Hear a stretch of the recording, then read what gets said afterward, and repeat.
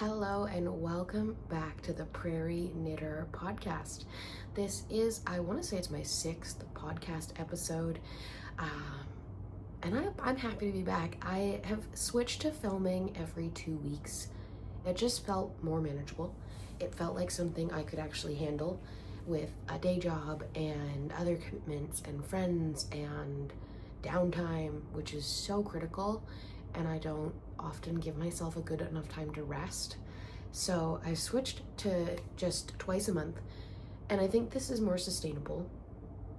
It also means that I can give my brain more of a break, especially during the week, and with a stressful job, that's helpful. But yeah, I'm really happy to be back. It is starting to feel Christmassy and wintry, and I'm so excited about that.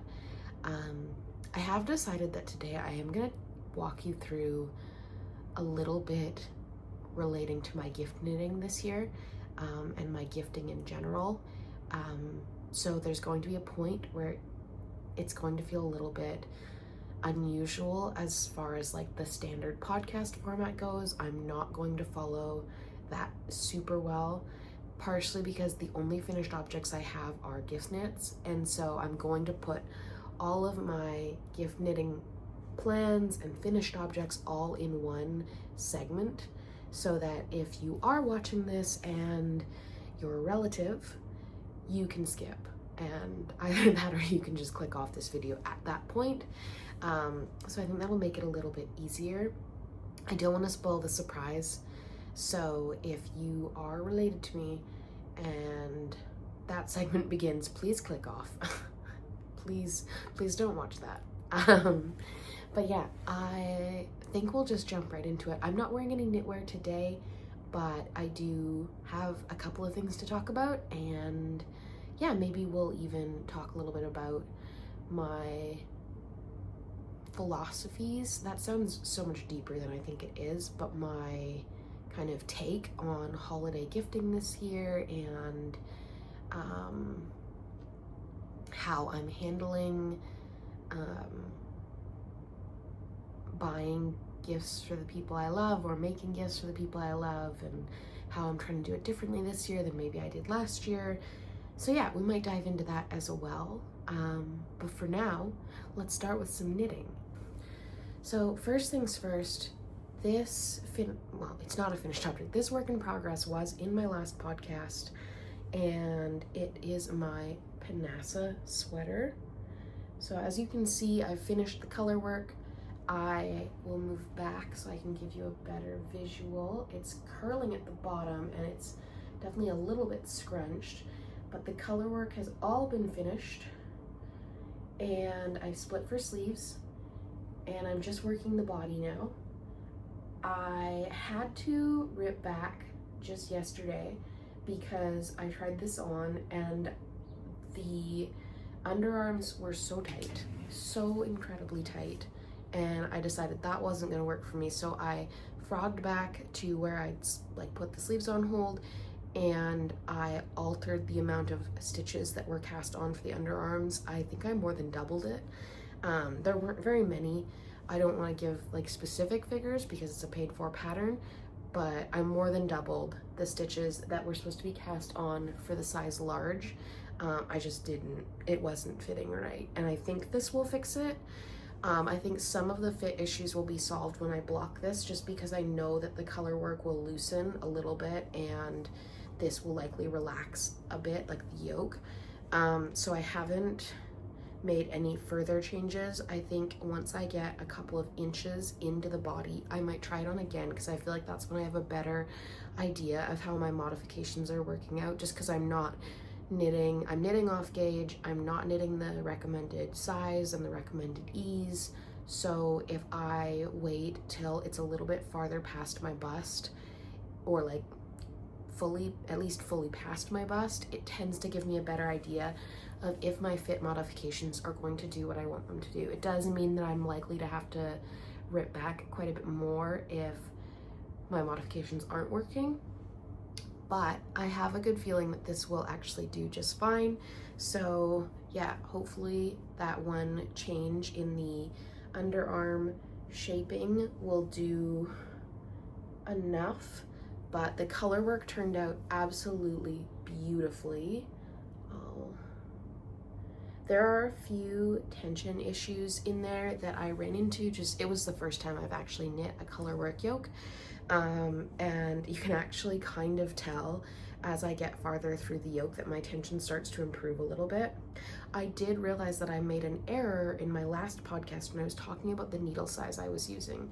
So this pattern does call for a 3.5 millimeter needle, but they do say to go up for the color work. Now, I swatched in stockinette in the main color when I did my swatch. So that was all I did. And that's probably not ideal. You should definitely probably swatch in the color work, but I didn't. But I swatched with a 3.5 and it was so gapey with just the plain stockinette. So I decided to go down to a 3 millimeter needle for the plain stockinette, which meant I was actually going up a needle size or a half needle size for the color work. So that definitely helped make sure that it wasn't too puckered, but it's still definitely puckering, especially at the top here. You can see it best in this motif here, but I feel like it looks really nice and flat down when we get to this little like star shape.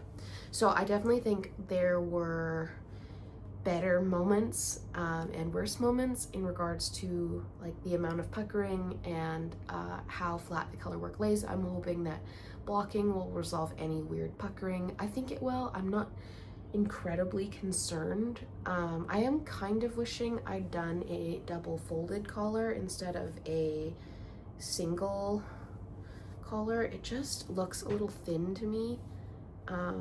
And I feel like double folded collars really move away from that hand knit look and the homemade look. I think it just looks a little bit better when there's a double folded collar, but the pattern didn't call for it, so I just followed the pattern.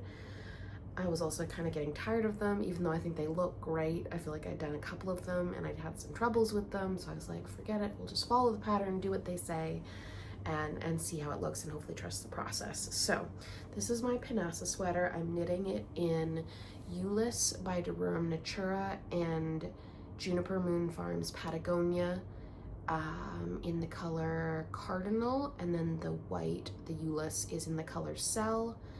I'm having no issues with either of those yarns. I used less than a skein of Juniper Moon's Patagonia for the color work. I am debating, because I have so much of it, doing some sort of color work motif that's similar to the top or like a part of the yoke on the bottom of the sleeves, like right before I do the ribbing. So if you think that's a good idea, let me know in the comments. That's definitely something I'm considering, just because I think I have a ton of red anyways, and I also think that I don't know, I think it would add a lot of interest to the sleeves if I do some sort of color work motif or like a portion of this yoke, whether it's like this motif here, or it's like a portion of this somehow, or like it's these triangles. Like I'm not really sure what I could go for, but I think some sort of color work motif on the sleeves would be really, really cute. So if you have suggestions for me in that regard, please let me know. I'm definitely keen to do that, and I think I have the yarn, so I might as well make this a little bit more of an interesting piece. Yeah, it's going really well. I'm really pleased with it. I'm proud of myself for frogging when I felt like I really had to. I think if I'd kept knitting the body the way it was, I think it just would have been rather an abysmal fit. And I'm hoping that this small change is just enough to make it like the kind of sweater that I will wear. But I will quickly go over the stats of this sweater. So this is by Elena Solier-Jansa. I'm hoping I'm pronouncing that right. Its suggested yarn is Zola Pastoretta. I've got my computer here, so that's why I'm looking to the side. It calls for a sport weight yarn with a 26 stitch by 32 row gauge over 4 inches on 3.5 millimeter needles. Like I said, I'm knitting totally off gauge, knitting with 3, am I knitting off gauge?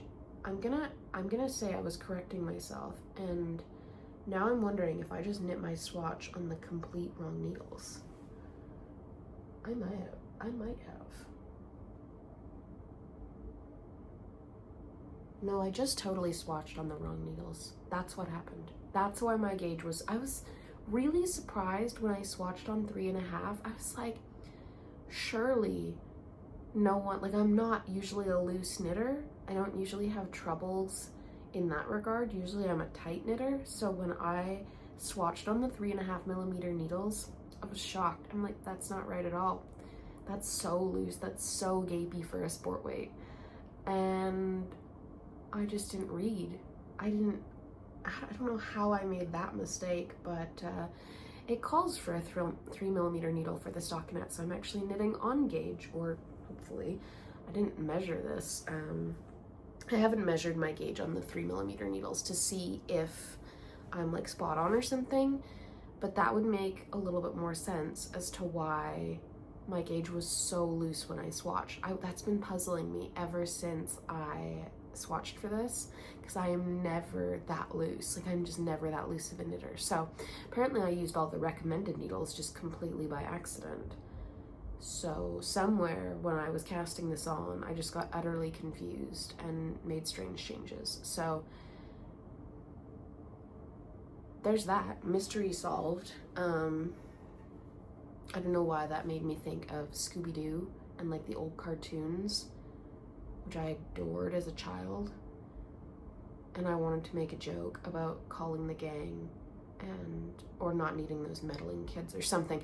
I don't know, it was weird. It came to me randomly, and I probably would have been better just leaving it out, but a little peek into my brain. But yeah, this is the Panassa sweater, and yeah, I covered the gauge, I covered the needle size, which has been a whole saga. One of these days I'm just gonna learn to read my patterns better. I don't know when that'll be, but one of these days it's gonna happen. It does have sizes 1 through 10, so pretty size inclusive. It covers a finished bust circumference of 82 centimeters to 172 centimeters, so I think that's really impressive. And it's supposed to have 8 centimeters of ease. I think I might have negative ease though, so we shall see. But that's the Panassa sweater. If I confused you about the needle size, I'm sorry, I confused me. So at least we'll be in the same boat. But that's the Panassa sweater. I have made quite a bit of progress since our last podcast, and hopefully in the next podcast I'll have even more to show you. I can't imagine it'll be finished with the amount of gift knitting I'm doing, but it definitely should have some progress by next time, I hope. We'll see. So this is the point where if you're related to me, like you're my immediate family, especially my sister, my brother-in-law, my parents, now is the time to stop watching. I'm probably going to be talking about Christmas gifts for the rest of this podcast.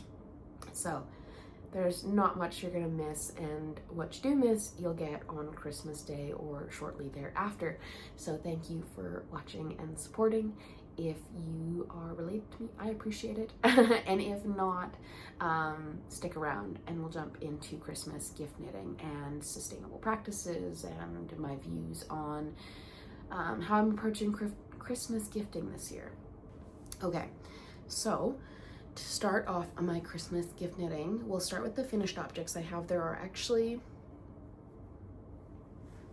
I don't actually think I have any works in progress right now. I've finished everything that I've cast on so far, but I bit off probably more than I should have for Christmas gift plans, but I'm chugging along. I'm making some progress. I'm really like committing right now to locking in and getting things done. So I managed to finish something last night and then finish something the day before that as well. So definitely making progress. I was a little nervous that I left it so late, and I was like, I should have started this way earlier, and then I kept adding to my plans. I kept finding new things I wanted to make for people, and yeah, I'm really trying to lean into homemade gifts this year where I can, and thrifted gifts where I can. I'm definitely not only doing that, like Amazon's Black Friday week started today, and I already ordered some things for my husband that I'd been kind of thinking of getting him. So I'm not going full bore into homemade gifts and thrifted gifts, but I've never really incorporated it to a significant degree before, and this year that's something I really wanted to do. It was really important to me to start being a little bit more creative and thoughtful with my gifts, in the sense that, like, looking at what I could make with my own two hands or different ways I could obtain gifts. So like I was able to thrift a couple of things for my husband. I'm hoping to thrift some things for my sister-in-law, but I'm also planning on doing quite a bit of making for my friends and family. So to start off, for my sister, I am gifting her some hand knit scrunchies, and so far they're turning out beautifully and I'm so pleased with how they're looking. So this is one of them, and this is the other one.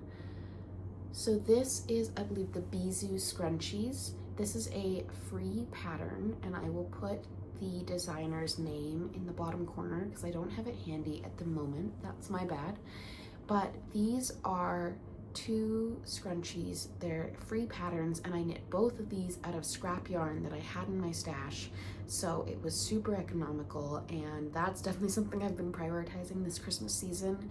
I think any season, like any Christmas, gifts can get out of hand financially, and I've never been the person that wants to go into significant debt for Christmas gifts. I don't think that's something that is helpful for anyone. So I've been trying to use like a goal of a more economical Christmas to see like what things I can make out of scrap yarn, what things maybe can I get at a more affordable shop than maybe I'd like to for everything. But I had scrap yarn for both of these colors in a mohair. So this is the Sassy Strings mohair, so Sassy Mohair I think it's just called, and I had this left over from my Obsidian slipover, and so I just knit this. This is a free pattern, so I don't mind talking about the details. But what you do is you cast on 80 stitches on a 5mm needle. It calls for single-stranded. I held it double because I had the yarn and I thought that would look a little bit fuller, a little bit better. So I held the mohair strands double as I cast on 80 stitches, and then it has you switch from a 5mm to a 4.5mm needle for the actual stockinette knitting, and you just join in the round and knit a 4-inch tube. And then okay, I have been awash with technical difficulties when it comes to storage issues or my phone not recording properly, but I was in the middle of talking about my Bisou scrunchies, and I've actually tried to do this 3 times. So hopefully the 4th time is the charm. But the Bisou scrunchies, like I said, you cast on with the 5mm needle, you switch to your 4.5mm needle, join in the round, and then knit a tube for 4 inches. Now with your tube, obviously your right side will be facing out, so you flip it inside out, stick the elastic in the middle, so it'll basically like hug the midsections, like the 2-inch mark of your tube, and then you're gonna fold the top and the bottom together, and all of a sudden your right side is facing out again for the outside of the scrunchie. So it's super easy. If you're not comfortable with garment knitting for gift knitting, and you have someone who wears their, like with long hair really, or wears their hair up or uses a scrunchie, these are so easy to make. Like I would recommend this as like a starter gift knit, and it's a free pattern, and you can use mohair from your stash. Like I said, I had both of these mohairs in stash. So this is the Sunday Fiber Co. She renamed it. It used to be the Cumulus Mohair. I'll put the name on the screen. But this is the Sunday Fiber Co. mohair in Rosy is the color name. And then this is from Sassy Strings Studio. They have a Sassy mohair where they used to have, it's actually discontinued. Excuse me. It's discontinued, but I had this left over from my Obsidian slipover, and this was left over from my Evie hood. So super economical, really affordable way to give someone something I think she'll really like. I think she'll use these. But yeah, so I've made 2. I have 3 different colors of mohair that I either have leftovers or single skeins of. In fact, actually they might, no, some of them are leftovers. I think I have some leftovers from my Cumulus blouse, which was one of my first ever knits, and I've never known quite what to do with that last little bit of mohair. So I think this will be what they're used for, and they're all in purples and pinks and burgundies, and I think it'll be a beautiful color story for her to receive a set. And so I'm really excited to gift these to her at Christmas. And I will actually be sending these back home with my parents because I live in Alberta and they live on the island. My sister and her husband, and then my parents as well, but my parents will be coming out to visit, so I don't have to mail anything. We can send everything back gift-wise with them, and I'm really excited about that. That's just going to ease a lot of the logistical challenges around living so far from your family.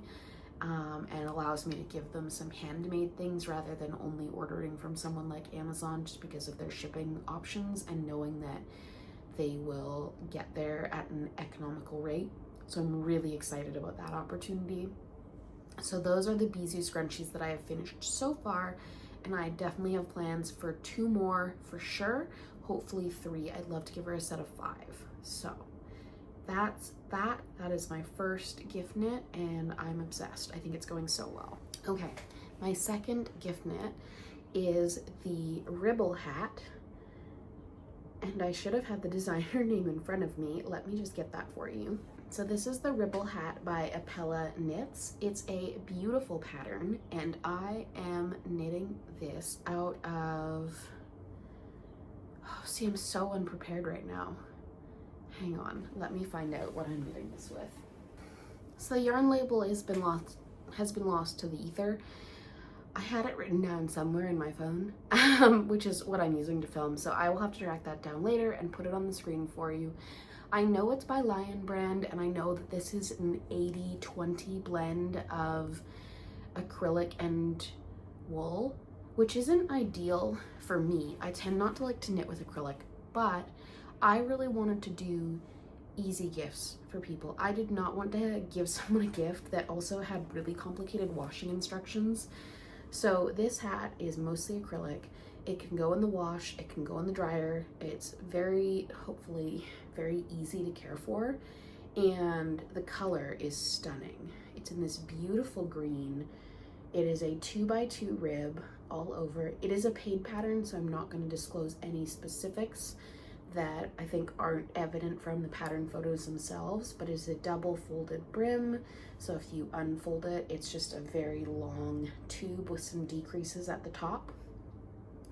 And yeah, I loved the crown shaping. I made an error in my crown shaping, so it's not perfect, but it's definitely not bad. I'm not mad about how this looks. I did block it. Some people say you shouldn't block acrylic because it loses its shape. I was careful with how I shaped it, but I definitely felt like it could benefit from a block. I felt like it needed to loosen up a little bit, and I didn't think the rib would fall out. I didn't block it in very warm water. I think that had an effect. I was pretty careful. It is still quite damp. It's not drying the same way wool would. Oh, that's a good way to hold it.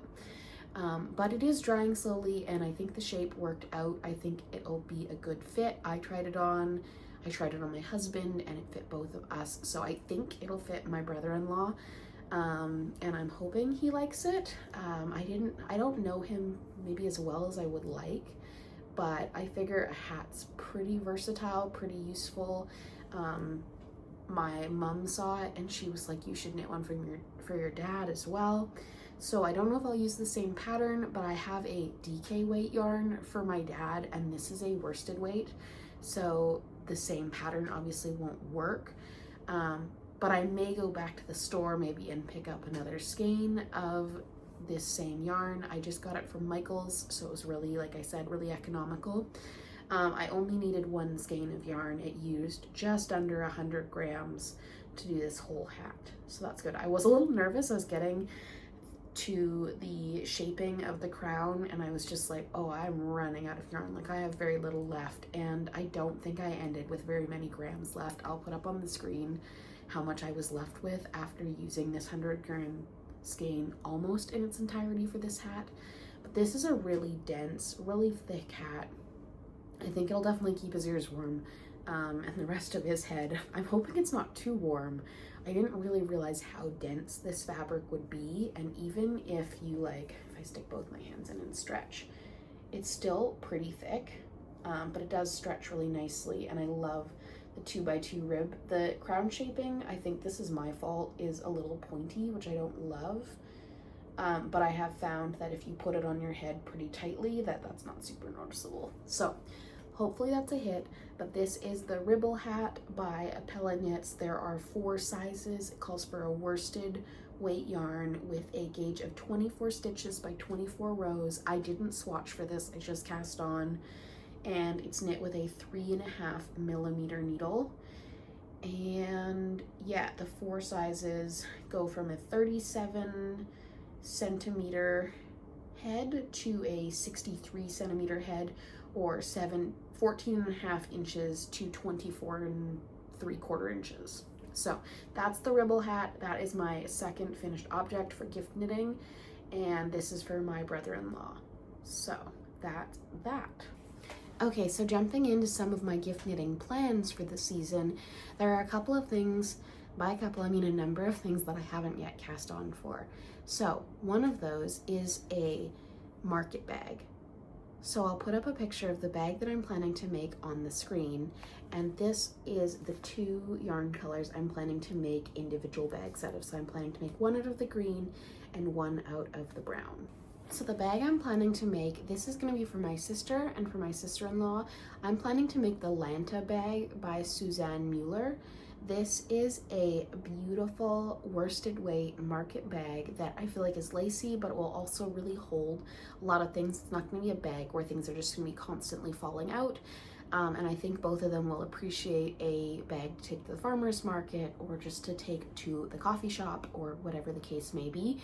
I think it'll be really functional. It's really tasteful. It's pretty simplistic, but it is all over lace. So I'm planning to make it out of this worsted weight cotton from Michaels. This is the Loops and Thread. So I think Loops and Thread. This is their store brand, and I got 3 balls of each color. So this is in the color Bark, and this is in the color Olive Garden. So 2 pretty earthy tones I thought would work for either of them. I don't know who's getting what color yet, but they are both getting a bag. So I am knitting, yeah, it's 100% classic cotton. There are 109 meters per ball. I think this is gonna be enough, but I can go get more if I do run out. But I was trying to think of practical things. My sister-in-law knits too, so that makes it a lot harder to knit for her because she knows what she likes best and she has the skills to execute it, and maybe even better skills than I do. So I was careful because I didn't want to give her something that's just automatically going to be useless. And so I'm hoping that, I haven't seen her make any bags, and I think a bag is really practical but not always the most fun to make yourself. I think this one's reasonably unique but also quite tasteful. So I've really put a lot of thought into what to knit her, but you never know. I think it's sometimes hard to really get a grasp on what someone would be really thrilled to receive, and they might not know until they actually receive it. So this is a tricky one for me, and I'm hoping I hit the nail on the head. If not, I'm really relying on the thought, and hopefully, if nothing else, even if it's not like the thing she would have most wanted to receive, that's still something she gets quite a bit of use out of. But yeah, I'm using Loops and Threads classic cotton to knit a bag for my sister and for my sister-in-law. This is the Lanta bag, like I said, by Suzanne Mueller. This is knit in a worsted weight yarn with 21 stitches by 21 stitches by 24 rows on 4mm needles in this stitch pattern. The stitch pattern is called like Lochmuster. I'm saying that wrong, but I'm not German. I think that's the, yeah, the other language for this pattern is it's English and German, and I am not German. So I probably pronounced that wrong, but I think it's a really beautiful bag. Like I said, I'll put a picture on the screen. I think it's gorgeous, and I think it'll make a good gift knit. So I'm gonna make 2 of those, and I really need to get a start on at least one. I'm hoping to cast one on today. So.